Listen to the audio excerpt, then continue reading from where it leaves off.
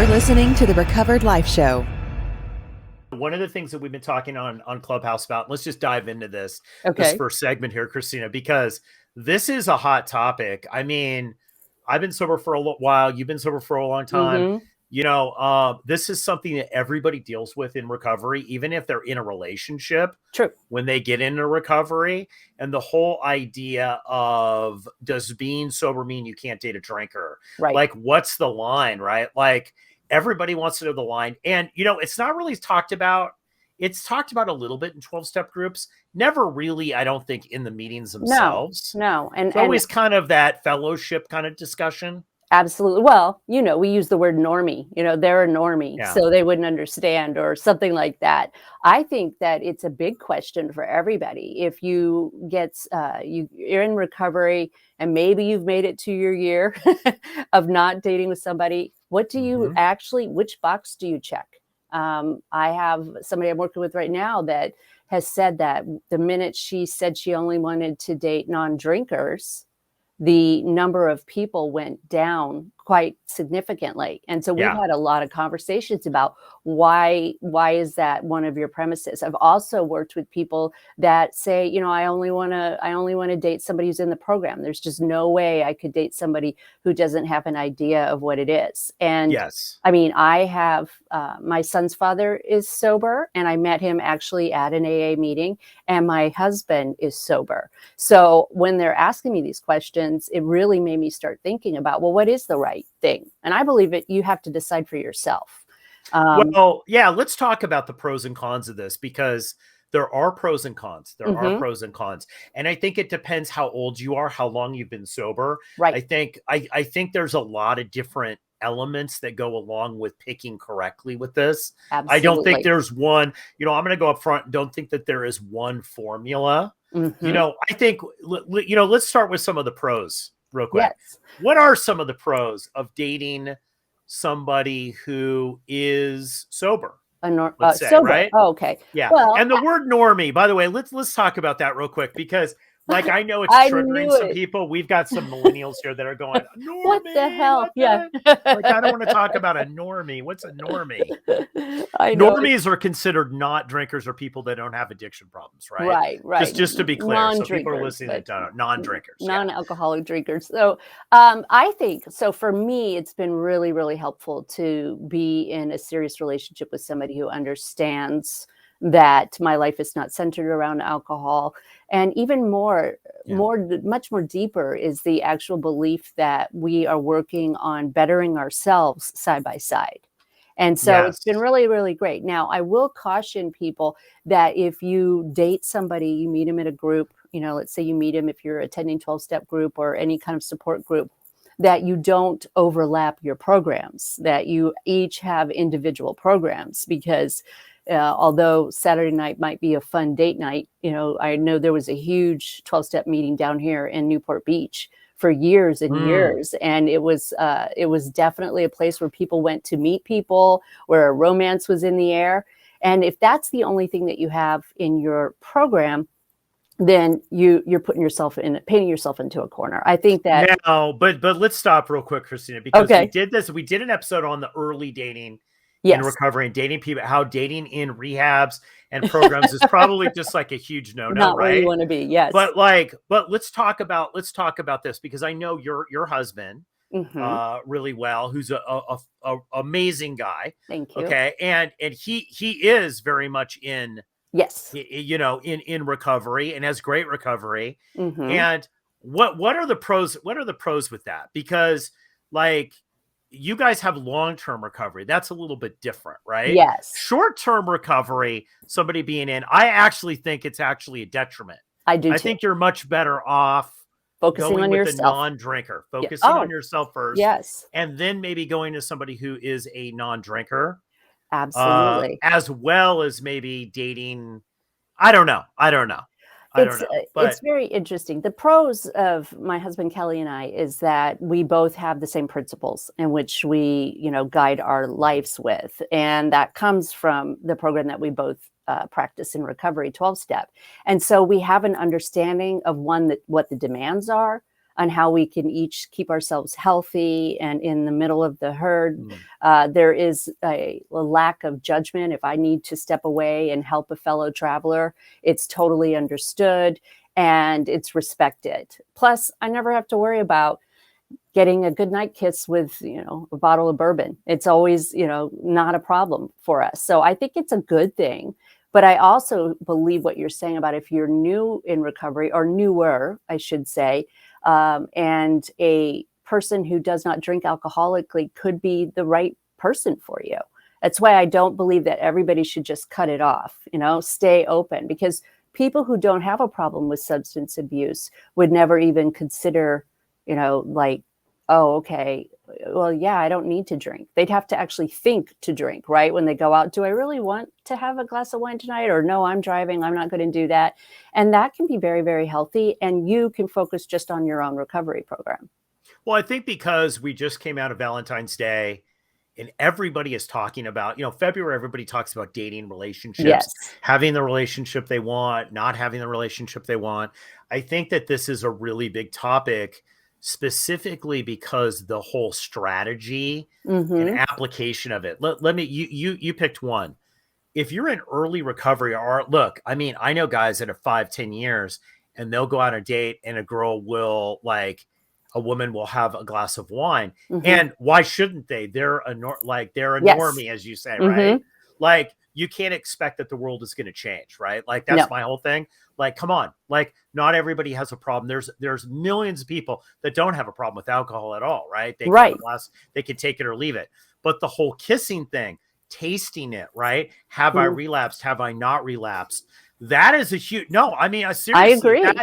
Kristina, there's people that are listening to this and going, yep, I've been there. I had that experience, right? Right. And you're not sure exactly what that's doing, is that part of it?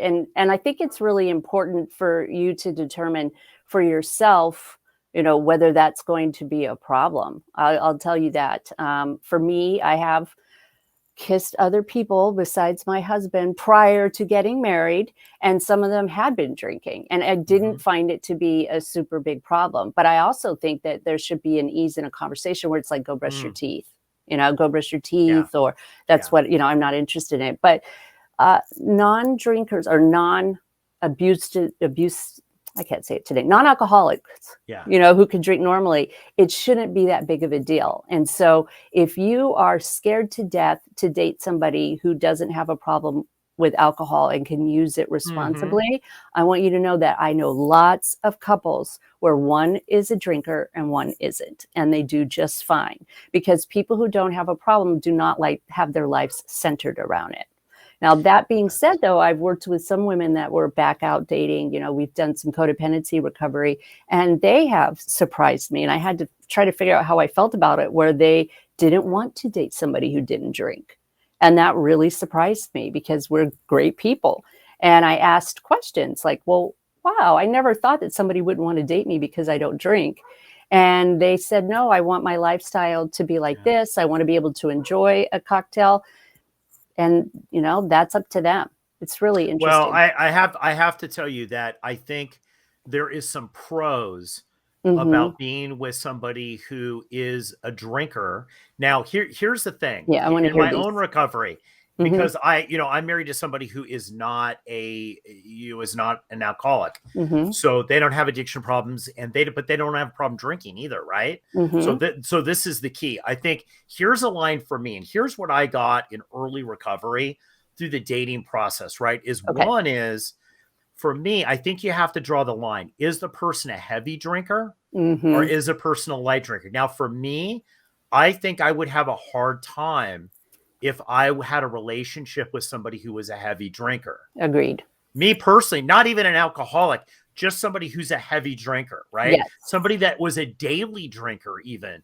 Exactly. I think I would have a problem with it, because it's the small things, Kristina, I think that's the problem, right? It's the glass of wine that's left on the table. Right. Like anybody in recovery that's listening to this gets this, right? Yeah. And knowing it's in the refrigerator. And knowing it's in the refrigerator and all this other kind of stuff. Now, I've been open about this. We have alcohol in our house. I don't think it's really big. It's not excessive.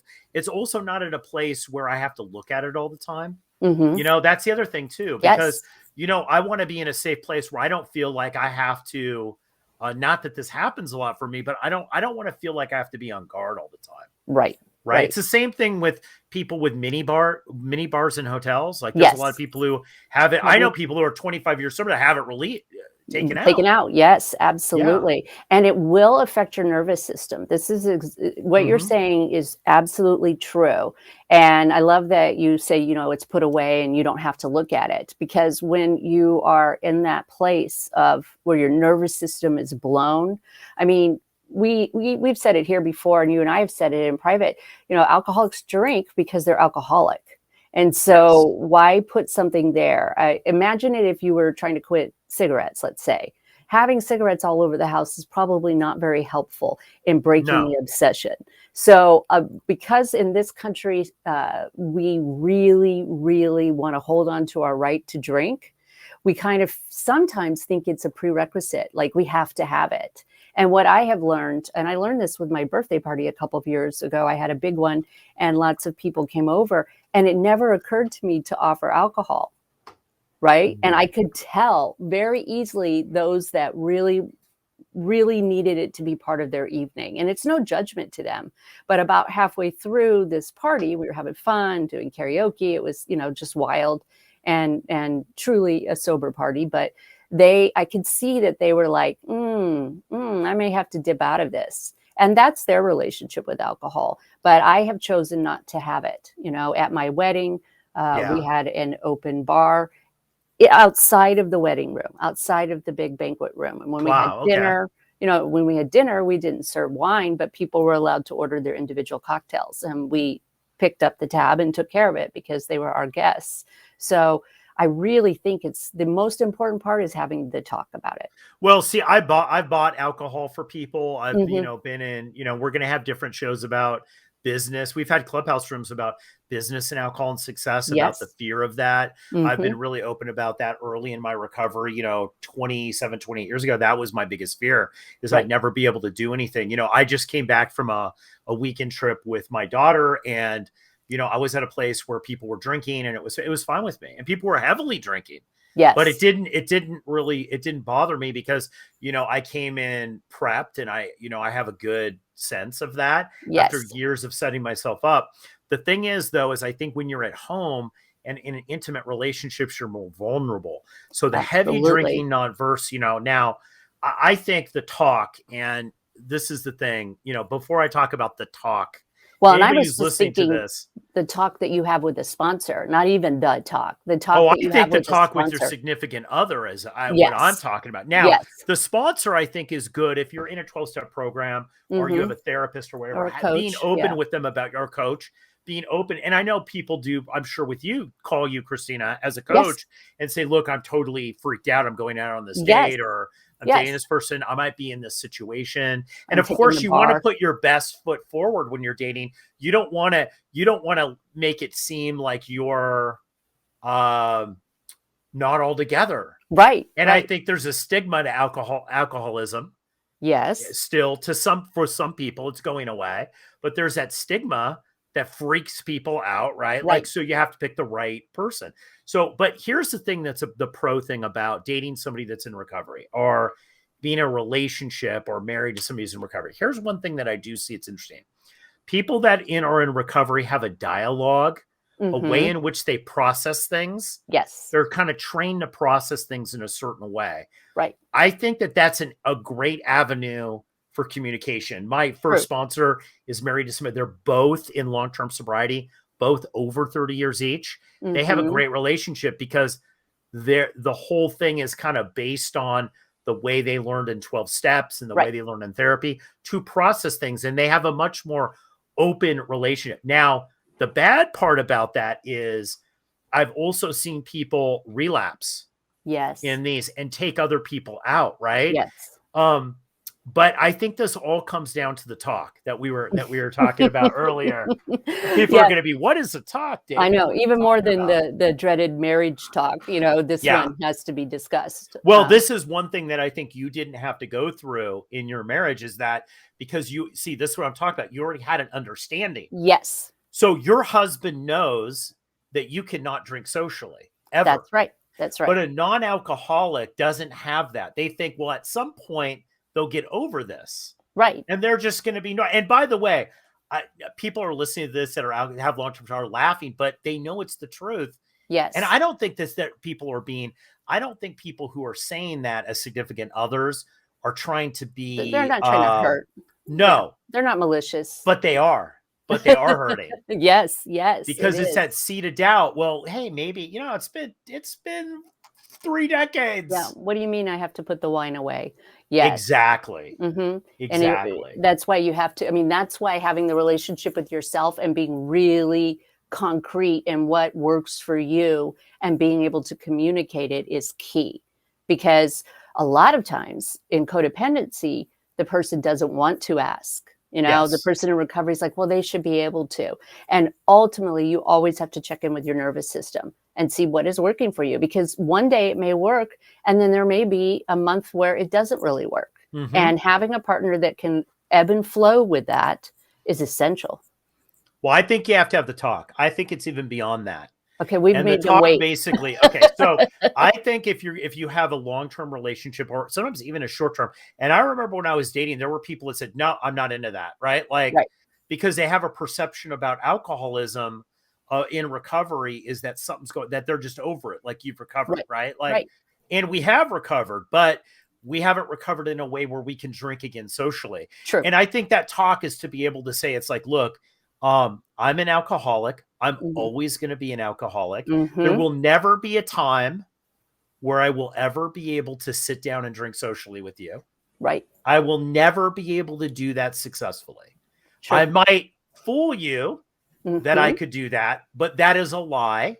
It will never happen. And here's the other thing, heavy drinking or abusive drinking or excessive drinking, or maybe even whatever your line is, daily drinking won't ever work for me. Yep, not going to work. I can't be around it. Doesn't matter how much I love you. Doesn't matter how much, right? It's just something that I will not be able to operate in.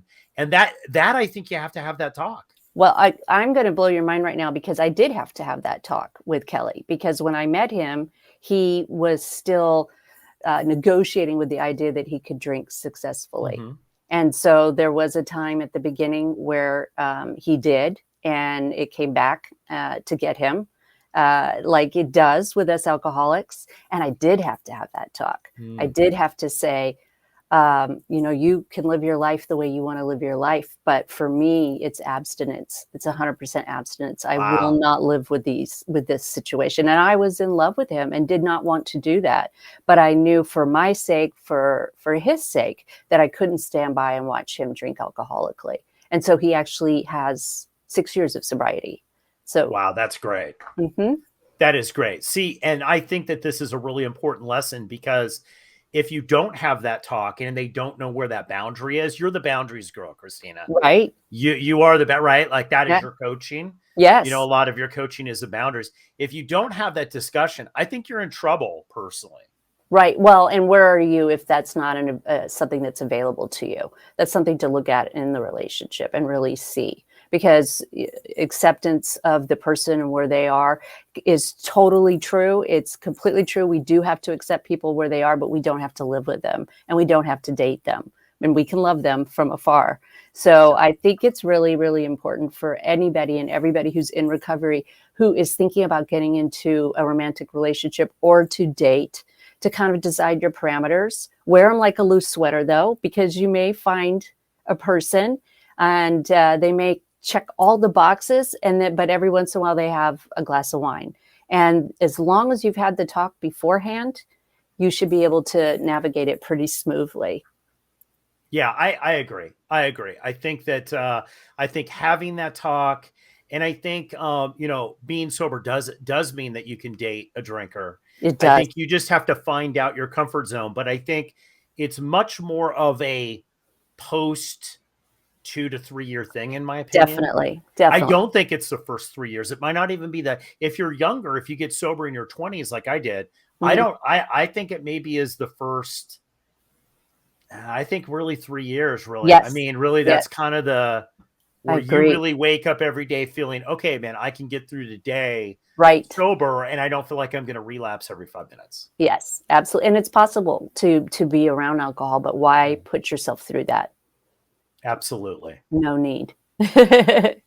So everybody make a choice for themselves, but be really wary and pay attention to your nervous system.